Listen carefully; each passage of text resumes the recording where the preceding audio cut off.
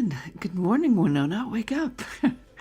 And we've got our giveaway tool all ready and set for you guys. We're still practicing, and that's what it's going to look like. You guys need to come into the comments and put hashtag WakeUp, and that's how we'll do our giveaway. I'm going to turn that banner off because you've got the word now. Let's turn that giveaway tool on so it starts collecting now. So anytime you put in the comments /tag wake up during our broadcast today, it will show up. And I'm going to remove that right quick just from it's still going on, but we're going to hide it a little bit here. And I'm going to share with you some of the, some of the adventures that I've been doing on. I need a little bit more tea this morning. Excuse me on that one. I used to be a community radio DJ, and one of the things that, one of the reasons why I wanted to do this again is because I got so much delight out of doing community interviews. I'm going to turn down the music a little bit. I think it's a little bit loud here. There it goes. That's a little bit better. Alrighty. And I love doing interviews because I'm curious, but if I'm going to be asking people questions and if I'm going to be delighting in knowing the answers, I want to share those. And also, what I loved on community radio, people could call in. And so it was interactive that way. It was a little bulky because you could only take one call at a time. And then later on, when I moved to Twitter with our interviews, that's one of the reasons why I have so many Twitter handles, is because I would preload questions for an entire hour of questions, one every a main anchor question every 10 minutes with a follow-up kind of a question on the 5-minute mark. So like 5 minutes, 10, well, start out with 0, 5, 10, 15, etc. But the main thrust of things would be in the 10-minute blocks. Would just be kind of like you're trying to keep the ball up in the air, right? And that was also because it was on Twitter. It was live and interactive, so you had an audience that if they knew me and they knew how I did my interviews, they knew how I would structure the interview questions. So they might not know they may or may not know the author. Usually it was an author interview that I was doing. The person that I was interviewing. Sometimes it was at a local business. So whoever it is I was interviewing, the audience had a general idea. In fact, what I would do is I'd take a screenshot of all the questions as I had them preloaded onto one of those scheduling apps, and then I would post that so people could follow along and ask their questions in about the same time that the main question was. So it kind of kept it thematically coherent, and it didn't confuse our interviewee. The other thing about that, because it was real time and there was no way that they could answer all the questions that were coming in, but all the questions were saved, just like here.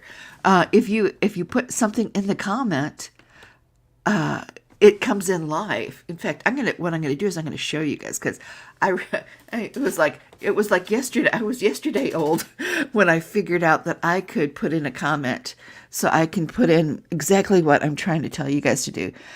This actually pulls from YouTube and Facebook at the same time. It doesn't pull, of course, from the Google Podcast, although it streams to Google Podcasts now. It will stream to both of those, but it doesn't pull in the comments. There's no way to comment, I don't think, from the Google podcast. I'm not sure. I'm going to just put Wake Up right here, and I'm putting it in. Okay, so what I'm going to show you is how this happens because I'm doing it on my end and it's broadcasting out to Facebook and YouTube. It's allowing me to do the double ways with that. So I'm going to show you what that looks like. See, that is me with and it's got the little YouTube logo down there. So that is because I am broadcasting, or I'm putting in the questions from the YouTube side. It's coming on and it's identifying which one that I'm pulling from. So I put wake up. So whenever you do that, it'll show there, but you can also ask a question, especially if I'm doing an interview. Or, if you've got a question like, hey, anybody out there know how road conditions are from here to there? Which may not be that important, depending on the weather. But if it was like last Saturday when we did get April Fools with the snow, that might be not a bad thing because it might not have been that huge of a snowfall, but how many folks had all their stuff put away? I don't know, how responsive is everybody when it's something that's out of the normal?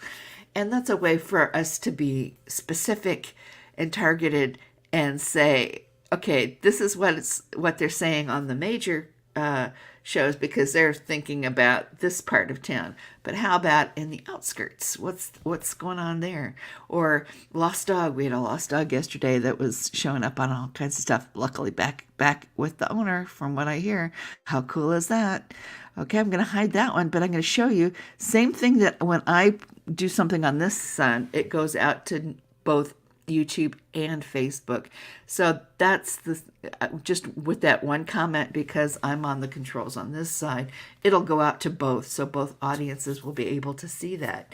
And to me, that's just so cool. So yes, just like though with what I was saying about the when there's an author interview, if there's somebody that I'm interviewing that you want to ask a question of, you can just put it in the comments. Now, depending on how the flow of the interview is, they may or may not be able to answer it at that time. That's up to them how they want to handle it. But everybody will see that you have asked the question, and whether they answer it then or after the show, or put it in the comments later, or however the flow is, however that is. And it's usually like the best for the interview, what's the best for, that's kind of how those decisions are made. But I always give the, because I'm here all the time. But if it's a guest, I try to take extra care of how they're feeling, because being on air can be, and public speaking can be kind of formidable for some folks. And I want to have as many folks as possible come on the show. I am inviting your normal suspects, right? The normal suspects will be invited, especially if there is a hot topic in the community that we need to discuss. I'm hoping to have people from all different points of view of that topic come on and discuss things. So there's that.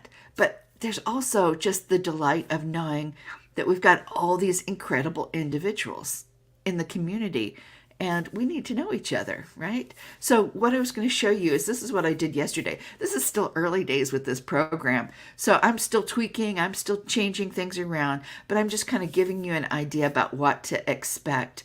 Now, if there's somebody else on here, I'm going to be changing the thing around. So we might start out with the question like this and then shift it around so that the speaker who's answering the question is more highlighted than I am, or the question is. But that's just a way for us to anchor. And I'm just going to run through these right quick. We're almost out of time today, to give you an idea about it.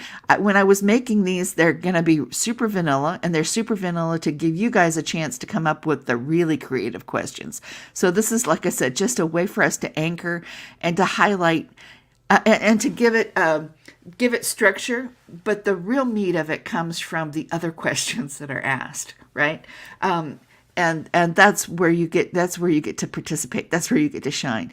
And I did this so grade schoolers could participate too, so they would understand it. The who, what, where, why. Tell us your founding story. You're who are you? Why are you wanting to address this issue with your work? What is your why? What does success look like for you? What is your what? How will you do that? What is your how? How can we help? When will it happen? Is this a one-time event, or is it recurring? Right?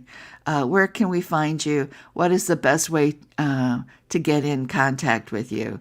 A call to action. Let them come up with the one thing that they would like for the most impact of what they're doing, and then the thank you. Thank you for your commitment to our community, and that's what I've got for that one. I also have another one. I'm going a little bit over time, but I'm going to do this anyway. So I have another channel, and I've got this one that is done based on the Proust. So the anchor is the Proust's parlor game.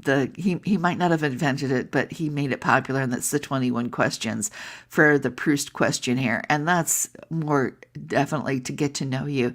I might do a branding like that for us over here too, and maybe adjust it a little bit, maybe with your help. Send in questions that you want to have ask people, and maybe we'll just do our own version of the Proust questionnaire. What's your idea of perfect happiness? And it goes on for 21, which I will, but that just gives you an idea about that.